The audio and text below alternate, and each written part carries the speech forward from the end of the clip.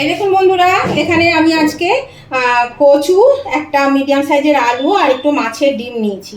তো এই কচু, মাছের ডিম আর আলু দিয়ে আমি একটা কারি করব। আর কচু তো সবারই ভালোবাসেন, সবাই অনেকেই ভালোবাসেন, আবার অনেকে ভালোবাসেন না। আমি তো ভীষণ ভালোবাসি। আর এই মাছের ডিমটা দারুণ লাগে, মাছের ডিমের বড়া বা মাছের ডিমের যে কোনো জিনিসই। তো মাছের ডিমটা দিয়ে আমি তুলে নিচ্ছি একটা বাটির মধ্যে। তো আমি সুমনা চলে এসেছি আমার রেসিপি ঝুলি থেকে একটা রেসিপি নিয়ে। আশা করি আপনারা সকলে ভালো আছেন, সুস্থ আছেন। আমার পরিবারে আমার সকল বন্ধুদেরকে স্বাগত জানিয়ে আমি আজকে রেসিপি শুরু করছি। তো এই ডিমটাকে আমি প্রথমে একটু ভালো করে মেখে নেব। এই যে এই আস্তরণটা থাকে, এই আস্তরণটা কিন্তু ফেলে দিতে হবে, একটা সাদা চামড়ার মতন। এটাকে ফেলে দেব, দিয়ে এটা দিয়ে আমি একটু বড়া ভাজবো। এই দেখুন বন্ধুরা, আমি এটাকে পরিষ্কার করে নিয়েছি। দিয়ে এর মধ্যে দিয়ে দিচ্ছি সামান্য একটু চিনি, অল্প একটু চিনি দেব। আর দিয়ে দেব এই যে একটু লঙ্কা কুচি করে রেখেছি, একটু লঙ্কা কুচি দিয়ে দিলাম। দিয়ে দিচ্ছি একটু হলুদ, সামান্য একটু হলুদ দিয়ে দিলাম একটু পরিমাণ মতো লবণ। আর দিয়ে দেব বন্ধুরা একটু পেঁয়াজ কুচিটা তো দিতেই হবে, পেঁয়াজ কুচি একটু দিয়ে দিলাম। আর দিয়ে দিচ্ছি একটু বেসন, 2 চামচ বেসন দিয়ে দিলাম। এবার আমি এটা ভালো করে মিশিয়ে নেব। এবার হাতে করে এটাকে ভালো করে মাখিয়ে নেব। বেসনটা দিলে বন্ধুরা এই এটা ছিটকাবে না ডিমগুলো, নাহলে মাছের ডিম যখনই তেলে দেবে তখনই কিন্তু খুব ছিটকে যাবে। সেই জন্য বেসন দিয়ে ভাজলে পরে আর ছিটকায় না।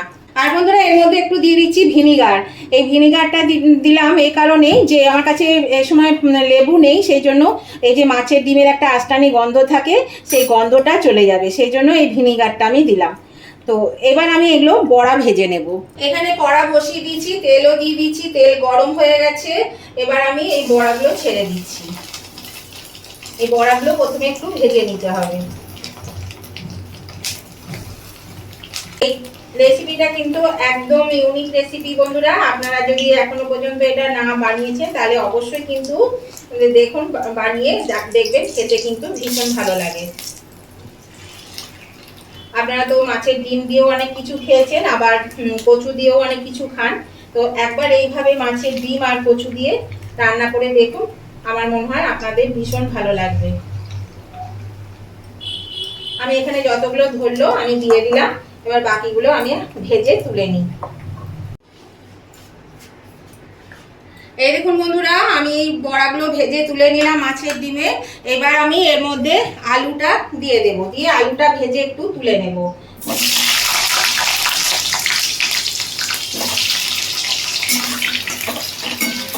আলুটা একটু বেশ একটু খোসা পড়বে, সেরকম একটু ব্রাউন কালার আসলে আমি আলুটা তুলে নেব। আমার ওই তেলের মধ্যে কিন্তু আমি এগুলো করে নিচ্ছি, আর আমি তেল দিইনি এখন পর্যন্ত। এই দেখুন বন্ধুরা, আমি আলুটা তুলে নিয়েছি ভেজে, আর এখানে কচুগুলোকে দিয়ে দিয়েছি। কচুগুলো এবার আমি ভেজে নেব। আর এর মধ্যে কিন্তু আমি নুন হলুদ কিছু দিইনি, নুন হলুদ ছাড়া আমি এগুলো একটু ভেজে তুলে নেবো। একটু কচুটাও বেশ ভালো করে একটু ভেজে নেব, তারপরে তুলে নেব আমি। এরকম বন্ধুরা, কচুটা ভাজা হয়ে গেছে, কচুটা আমি তুলে নিচ্ছি। এবার একটু তেলটা ছেঁকে তুলে নিতে হবে। এর মধ্যে সামান্য একটু তেল দিয়েছি, আর দিয়ে দিলাম সাদা জিরে 1/2 চামচ, দুটো শুকনো লঙ্কা, 2 তেজপাতা। এর মধ্যে দিয়ে দিচ্ছি সামান্য একটু হলুদ গুঁড়ো, কারণ মশলাগুলো দিলে পরে নাহলে ছিটকাবে। আর দিয়ে দিচ্ছি সামান্য একটু নুন, দিয়ে এটাকে ভালো করে একটু ভেজে নেব। দেখুন এটা ভাজা হয়ে গেছে। এবার আমি এর মধ্যে দিয়ে দেব একটু পেঁয়াজ বাটা, 2 চামচ পেঁয়াজ বাটা দিয়ে দিলাম। আর দিয়ে দিচ্ছি রসুন বাটা। পেঁয়াজ আর রসুনটাকে একটু ভেজে নেব, একটু কাঁচা গন্ধটা চলে যাবে। এবার এর মধ্যে দিয়ে দিচ্ছি একটু আদা বাটা, 1 চামচ আদা বাটা দিয়ে দিলাম। আদা পেঁয়াজ রসুনের গন্ধটা একদম চলে যাবে, ভাজা ভাজা হবে এটা। এর মধ্যে 1 চামচ কাশ্মীরি লঙ্কা গুঁড়ো দিলাম, এটা কালারটা ভালো হওয়ার জন্য। তেলের মধ্যে দিলে কিন্তু বেশ ভালো হয় কালার, সেই জন্য এখানে আমি এটা দিয়ে দিলাম। এবার দিয়ে দিচ্ছি একটা মিডিয়াম সাইজের টমেটোকে কেটে রেখেছি, টমেটোটা। এর মধ্যে দিয়ে দিচ্ছি পরিমাণ মতো নুন, আর টমেটোটা সেদ্ধ হবে, সেই জন্য নুনটা দিয়ে দিলাম। দিয়ে দিচ্ছি 1 চামচ ধনে গুঁড়ো, 1 চামচ জিরে গুঁড়ো, আর দিয়ে দিচ্ছি পরিমাণ মতো একটু হলুদ। এবার ভালো করে মশলাটা কষিয়ে নেব। সামান্য একটু জল দিলাম, নাহলে মশলাটা লেগে যাবে, পুড়ে যাবে। এবার আমি একটু ঢাকা দিয়ে দেব, ঢাকা দিয়ে এটা টমেটোটা সেদ্ধ হবে আর মশলাটাও কষানো হবে। আমি 2 মিনিটের মতো ঢাকা দিয়ে দিলাম, আঁচটা মিডিয়ামে দিয়ে দিলাম। এরকম বন্ধুরা ঢাকাটা খুলে দিলাম, দেখুন টমেটোগুলো কিন্তু সেদ্ধ হয়ে গেছে। তো এবার আমি এর মধ্যে দিয়ে দেব ভেজে রাখা আলু, দিয়ে দেব ভেজে রাখা কচু, দিয়ে আলু কচু দিয়ে এবার ভালো করে কিন্তু এটা কষিয়ে নিতে হবে। আর দিয়ে দিচ্ছি এখানে একটু ঝাল অনুযায়ী লঙ্কা বাটা, আমি কাঁচা লঙ্কা দিলাম, আপনারা চাইলে শুকনো লঙ্কা গুঁড়ো বা বাটা দিতে পারেন। এবার আমি এটাকে খুব ভালো করে কষিয়ে নেব। তো বন্ধুরা দেখলেন আজকে আপনারা কিন্তু এই কচু দিয়ে অনেক কিছু খেয়ে থাকেন, আবার শুধু ডিমের মাছের ডিম দিয়েও অনেক কিছু খেয়ে থাকেন, কিন্তু এই মাছের ডিম আর কচু দিয়ে যদি এই কারিটা না খেয়ে থাকেন তাহলে অবশ্যই কিন্তু একবার করে খেয়ে দেখবেন, দেখবেন খেতে কিন্তু ভীষণ ভালো লাগছে। আর আমার নতুন বন্ধু যারা আমার চ্যানেলে প্রথম এসেছেন তাদের কাছে আমার অনুরোধ, অবশ্যই কিন্তু আমার চ্যানেলটা সাবস্ক্রাইব করে আমার পাশে থাকবে, আর পাশে থাকা বেলটা অবশ্যই ক্লিক করে দেবেন। তাহলে আমি যখনই আমার নতুন নতুন ভিডিও আপলোড করব সাথে সাথে নোটিফিকেশন আপনাদের মোবাইলে পৌঁছে যাবে, আর সবার আগে আপনারা আমার ভিডিও দেখতে পাবেন। আর আমার উভয় বন্ধুদেরকে বলছি, ভিডিওটা দেখতে দেখতে যদি এখনো লাইক দিতে ভুলে গিয়ে থাকেন বন্ধুরা, প্লিজ একটু লাইক বাটনটা প্রেস করে দিবেন। আপনাদের একটা লাইক আমাকে এগিয়ে নিয়ে যেতে অনেকটা সাহায্য করে। আর যদি ভালো লেগে থাকে, খুব ভালো লেগে থাকে, তাহলে অবশ্যই কিন্তু আপনাদের বন্ধু বান্ধব আত্মীয় স্বজন সকলের কাছে একটু পৌঁছে দেবেন, তাহলে সবাই এই রেসিপিটা পেয়ে যাবে। আর কেমন লাগলো আজকের এই রেসিপিটা সেটা জানাতে কমেন্ট করতে ভুলবেন না, অবশ্যই কমেন্ট করে জানাবেন।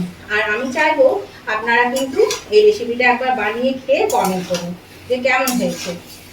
আপনাদের মিষ্টি মিষ্টি কমেন্টগুলো পড়তেও ভালো লাগে, আর একটা কমেন্ট আমাকে পরবর্তী রেসিপি বানাতে অনেকটাই কিন্তু উৎসাহিত করে। তাহলে আমার উভয় বন্ধুদের কাছে রিকোয়েস্ট, আপনারা কিন্তু উভয় লাইক শেয়ার কমেন্ট করতে ভুলবেন না, আর পাশে থাকা হাই বাটনটা একটু প্রেস করে দেবেন, তাহলে আপনাদের মতো আরও অনেকেই আমার এই রেসিপিগুলো দেখতে পাবেন।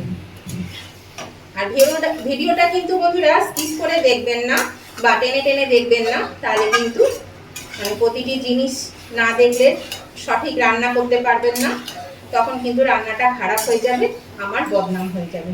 তো এবার আমি এটা একটু ভালো করে কষিয়ে নিই, আরও 2 মিনিট মতন একটু কষিয়ে নেব। এর মধ্যে আরেকটু নুন দিতে হবে বন্ধুরা, আমি যে নুনটুকু দিয়েছিলাম সেটা আমার কম ছিল, আমি আরেকটু নুন দিলাম, আর সামান্য একটু জল দিয়ে এটাকে আরেকটু কষিয়ে নিই। এটা কিন্তু বেশ ভালোই কষানো হয়ে গেছে, কিন্তু নুনটা দিলাম আর জল দিলাম, জল দিয়ে একটু ভালো করে এটাকে কষিয়ে নেব। এটাকে আরো 2 মিনিট মতন একটু কষিয়ে নেব। দেখুন বন্ধুরা এটা বেশ সুন্দর কিন্তু কষানো হয়ে গেছে, বেশ ভালোভাবে ফুটছে। এবার আমি এর মধ্যে পরিমাণ মতো জল দিয়ে দেবো, আর এগুলো অনেকটাই সেদ্ধ হয়ে এসেছে, প্রায় 70% সেদ্ধ হয়ে গেছে, স্লিপ কেটে যাচ্ছে, প্রচুর ল্যাললেনি আছে না, স্লিপ কেটে যাচ্ছে। তো এবার আমি এর মধ্যে একটু জল দিয়ে দিচ্ছি পরিমাণ মতো, এখানে আমি একটু জল দিয়ে দিলাম, আপনারা আপনাদের পরিমাণ মতন জল দেবেন। এটা কিন্তু খুব বেশি ঝোল যে ভালো লাগবে তা লাগবে না, কিন্তু বেশ একটু মাখা মাখা গ্রেভি থাকবে, এরকম বেশ ভালো লাগবে। তো আমি কিন্তু আরেকটু জল দেব, কারণ এগুলো সেদ্ধ হবে, তারপরে মাছের ডিমের বড়াটা দিলে সেটাতে টেনে নেবে, সেই জন্য আমি কিন্তু আরেকটু জল এর মধ্যে দিয়ে দেবো, কেননা জল না দিলে কিন্তু একদম শুকিয়ে যাবে। এখানে আমি আরেকটু জল দিয়ে দিচ্ছি পরিমাণ মতো, এটা ভালো করে নেড়ে দেবো, নেড়ে দিয়ে এবার আমি এটা ঢাকা দিয়ে দেবো। এটা ঢাকা দিয়ে দিই, সেদ্ধ হয়ে যাক, সেদ্ধ হতে যতক্ষণ সময় লাগবে। এরকম বন্ধুরা ঢাকাটা আমি খুলে দিলাম, আলু আর কচু কিন্তু সেদ্ধ হয়ে গেছে জানেন, এই দেখুন দেখাচ্ছি কচু সিদ্ধ, এই যে কচু সিদ্ধ হয়ে গেছে, এই দেখুন কচু সিদ্ধ হয়ে গেছে। মানে সব কচুগুলো তো ভালো থাকে না, এগুলো যেমন খুব সুন্দর সিদ্ধ হয়েছে, এক একটা কচু দেখবেন একটু শক্ত থাকে, দেখুন আলুও সিদ্ধ হয়ে গেছে। এবার আমি এর মধ্যে দিয়ে দেব এই যে এখানে 1 চামচ ভাজা জিরে গুঁড়ো আর 1 চামচ ভাজা ধনে গুঁড়ো, এটা দিয়ে দিলাম। আর দিয়ে দিচ্ছি এখানে চিনি, একটু স্বাদ অনুযায়ী চিনি দিয়ে দিলাম, চিনি না দিলে কিন্তু স্বাদই আসবে না, সেই জন্য চিনি দিয়ে দিলাম। আর দিয়ে দিচ্ছি এই যে ভেজে রাখা বড়া, ডিমের বড়াগুলো আমি এর মধ্যে দিয়ে দিলাম। এইটা দিয়েও আমি মিনিট 5 মতন একটু ফোটাবো, কারণ বড়ার মধ্যে ঝোলটা ঢুকবে, বড়াটা নরম হবে, সেই জন্য একটু ফোটাতে হবে। ঢাকা দিয়ে আমি মিনিট 5 ফুটিয়ে নেব। আমি ঢাকা দিয়ে দিচ্ছি, 5 মিনিট পরে আসছি। এরকম বন্ধুরা ঢাকাটা খুলে দিলাম, দেখুন সব সেদ্ধ হয়ে গেছে আর বড়াগুলোও বেশ সুন্দর ফুলে গেছে। এই দেখুন কচু সিদ্ধ হয়ে গেছে একদম, তারপরে এই যে আলু সিদ্ধ হয়ে গেছে, এটা একদম ঠিকঠাক হয়ে গেছে। তো এবার গ্যাসটা আমি একটু বাড়িয়ে দিলাম। এর মধ্যে দিয়ে দেবো সামান্য একটু গরম মশলা, এই হাফ চামচ মতন একটু গরম মশলা দিয়ে দিলাম। এবার নেড়ে চেড়ে এটাকে আমি নামিয়ে নিচ্ছি। এখন এটাকে আমি নেড়ে নিচ্ছি ভালো করে। আর দেখেছেন কতটা সুন্দর ঘন হয়েছে, এইরকমই কিন্তু রাখবেন, তাহলে কিন্তু খেতে খুব ভালো লাগে, খুব সুন্দর হয় এরকম ভাবে। যদি বেশি ঝোল কিন্তু ভালো লাগে না। বন্ধুরা ভালো লাগলে আজকের এই নতুন ধরনের একটু রেসিপিটা যদি ভালো লাগে, তাহলে উভয় বন্ধুরাই কিন্তু লাইক শেয়ার কমেন্ট করতে ভুলবেন না। অবশ্যই লাইক শেয়ার কমেন্ট করে দেবেন। তো এটা হয়ে গেছে, আমি এটা নামিয়ে নিচ্ছি। এই দেখুন বন্ধুরা আমি নামিয়ে নিয়েছি। তো আজকের ভিডিওটা কেমন লাগলো অবশ্যই কমেন্টে জানাবেন, আর অবশ্যই কিন্তু একবার বানিয়ে খাবেন। তো আমি আজকের মতন ভিডিওটা এখানেই শেষ করলাম। আবার আমি নতুন ধরনের নতুন কোনো ভিডিও নিয়ে চলে আসবো। ততদিন আপনারা ভালো থাকবেন, সুস্থ থাকবেন। Tata, bye bye.